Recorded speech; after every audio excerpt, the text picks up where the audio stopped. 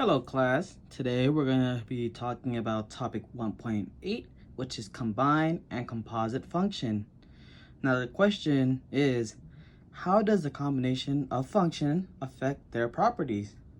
Right now we wouldn't know how to answer that question, but by the end of the lesson, let's hope we are able to answer that question. If not, it's okay, we can always explain during class.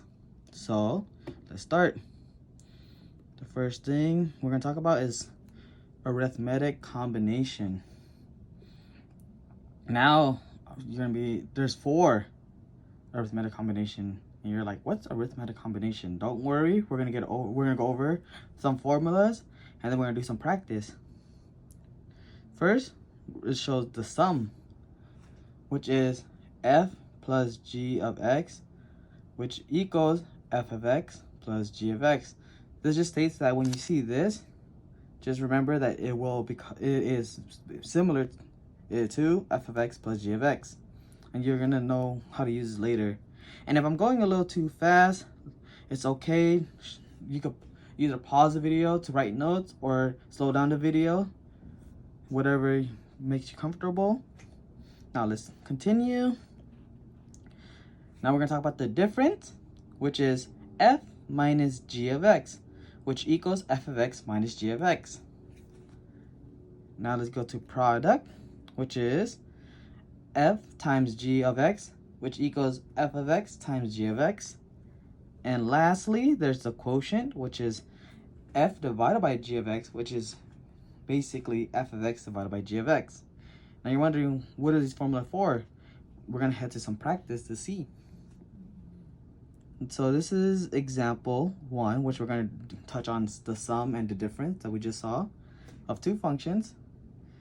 And we're given f of x equals 2x plus 1, and g of x equals x squared plus 2x minus 1. Mr. Nguyen made a small mistake. I didn't write the problem down below on the left, but I did on the right. So I'm going to do that first. So the question is, what is f plus g of x, given what we have, what f of x and g of x is?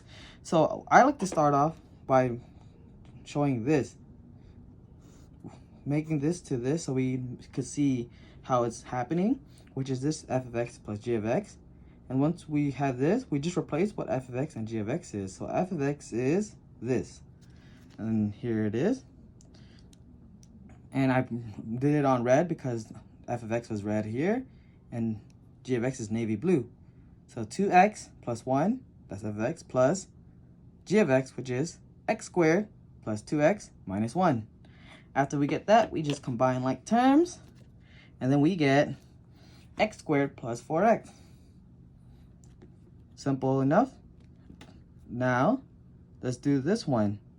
G plus f of x equals g of x plus f of x. I want you to do this one on your own. And whenever you're done, continue on to the video, and we'll see if you got the correct answer. Now that you've done the problem by yourself, let's see how you did. First off, I know we have g of x and f of x.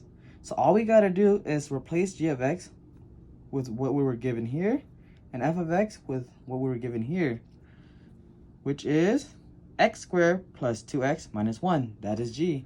And then plus, and then f of x, which is 2x plus 1. And after you do the algebra, you should get what the answer of A, which is x squared plus 4x. Now let's go on to the difference. And so they ask f minus g of x, which I really love doing this because it shows that we're just gonna replace f of x and the g of x. So f of x is 2x plus 1 minus, remember the parentheses, we don't want to make that mistake where we don't put the parentheses and we just put minus x squared plus 2x minus 1, because that's not correct. It's minus parentheses, so we could distribute the negative. And after we get that, we do the distributive property. We get 2x plus 1 minus x squared minus 2x plus 1. And after we do some algebra, we get negative x squared plus 2. Now, let's do this one on our own. G minus f of x equals g of x minus f of x. Please do this, and once we are done, continue on to the video and see if we got the correct answer. Now that you've done the question on your own, let's see how you did. First off, g of x is x squared plus 2x minus 1 minus parentheses 2x plus 1. So now that we got that, all we got to do is some algebra, which we got to do distribute the negative, which we get x squared plus 2x minus 1 minus 2x minus 1. Once we combine like terms, we should get x squared minus 2. How did you do? It's okay if you didn't get the correct answer. We can go over in more detail during class, but for now, if you have any question, please write some down. If not, then good. Now let's go to example 2, which is the product of two functions. So here we're given that f of x is x squared and g of x is x minus 3. Now we're looking for what is f of g of x. Remember, when they ask you a problem, they're not going to give you this. It's going to be like this. So that's why I like to do it like that, because it'll help me visualize what I'm looking for. And when we get that, we get f of x is times g of x. And after that, we just replace what f of x and g of x is. We know f of x is x squared and g of x is x minus 3. Remember the parentheses because we're multiplying x squared times parentheses x minus 3. After you do that, it's just simple math, which is distributive property. And then we should get x cubed minus 3x squared. Now let's move on to the quotient of two functions. So we're just going to do some more example, which is f of x is square root of x. This is our given. And g of x is square root of 4 minus x squared. And then they're trying to ask us, remember it's like this, they're asking us, what is f divided by g of x? And like I said, I just like doing this because it helps me visualize. You can do that if you wish. And after you get that, it should be square root of x, which is f of x, divided by square root of 4 minus x squared, which is g of x. And when we were trying to simplify, we want to get rid of the radical. We don't like the radical in the denominator. So that's why I multiply both the top and the bottom by whatever the denominator is to get rid of the radical. And when we do that, we are given that square root of x times 4 minus x squared. That's just square root of x times this. And then this times itself will cancel the radical, and we just get 4 minus x squared. And then with some algebra, the answer should turn out to be 4x minus x cubed all over 4 minus x squared. The reason how I got that is x right here, distribute to 4 and distribute to 4, x minus, or x squared, sorry about that. And now, let's do example 4, which is evaluate the combination.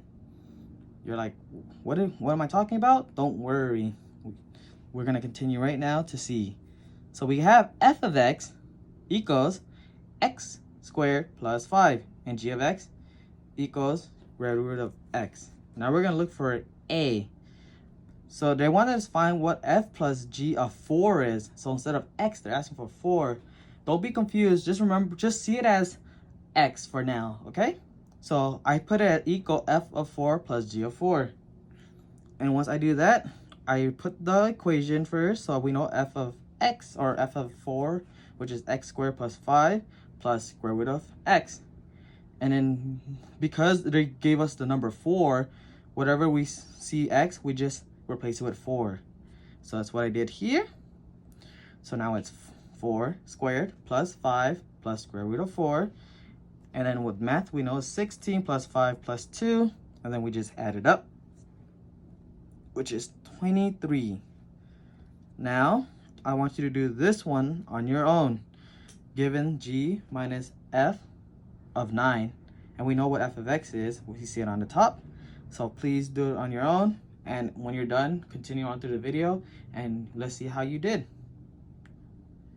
Now, let's see what you got. So I want to show you my work and see if you got the same answer.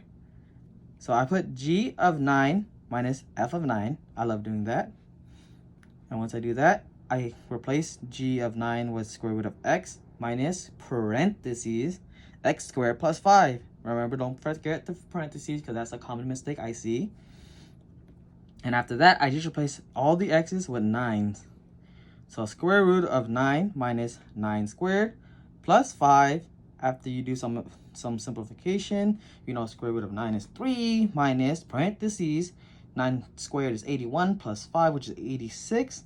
And then after you subtract, you should get negative 83. If you got that, congratulations. If not, it's fine. Just remember to come in with some questions if you didn't get the answer. See what's confusing you. So now let's go on with C. So I have C is asking for g times f of 25, which, let's rinse and repeat. G, that just means what's g of x times f of x, but I replace the x with 25, so that's what we're looking for. So let's see. So we got square root of x times parentheses x squared plus 5. Sorry, I messed up right there. And after that is square root of 25 parentheses times 25 squared plus 5. And with some math, we go 5 times 630 because square root of 25 is 5. 25 squared is 625 plus 5 is 630. And when you multiply that together, we should get 3,150. Now let's go on to D, which is the quotient. We can't leave quotient behind. So we're asking what is f of g of 16, which I just like to put, it just means what is f of 16 divided by g of 16.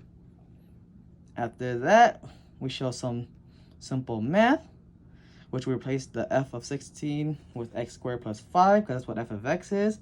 And then g of x is square root of x. After that, we do some math. We replace this x with 16, which is 16 squared plus 5, all over square root of 16. And then we know 16 squared is 256, plus 5 is 261, and the square root of 16 is 4. And this is the farthest it goes. We can't simplify this any further, so you could just box the answer, and then we're done with that question. Now, let's go over the composite function. Here's some notes for you to write down. The composition of a function f of x with another function g of x is, so given that f times g of x, that just means it is f of g of x. And when you're like, what is that? Don't worry, we're going to go over some example, and let's hope that we can understand what I'm talking about. So here's example 5. Given that f of x is x plus 2 and g of x is 4 minus x squared, this is what we're looking for. F times g of x, which I put as f of g of x.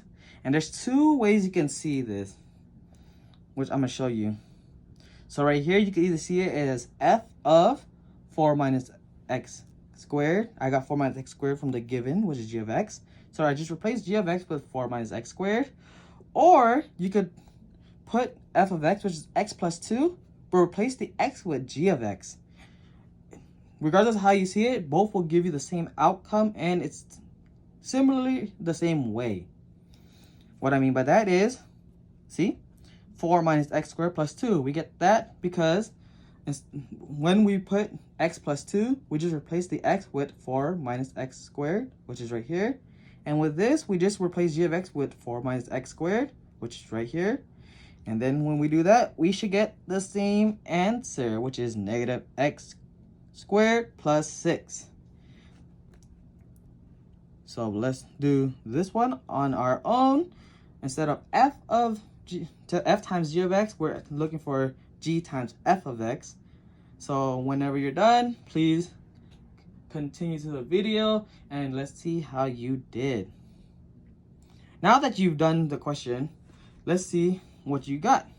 I like to first start off with g of f of x, which will just turn out to be 4 minus g of x squared. I went with this route instead of this one, but you could choose whatever route you like. After that, we get 4 minus parentheses, don't forget the parentheses, x plus 2 squared.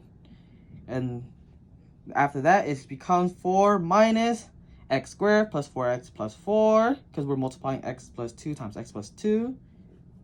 And then after we do some simplification, we should get 4 minus x squared minus 4x minus 4.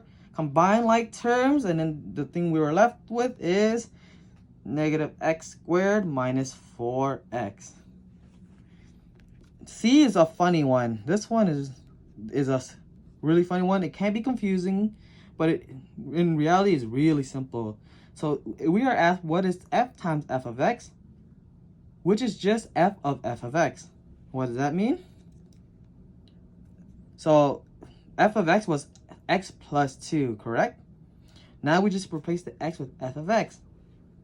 And after we do that, we replace f of x with x plus 2, which is x plus 2 plus 2. And after that, we should get x plus 4. If that was confusing, it's okay. Write some questions down. I'll answer it in class. But this should be relatively okay. If not, it's okay if you don't understand. I'm willing to help during class.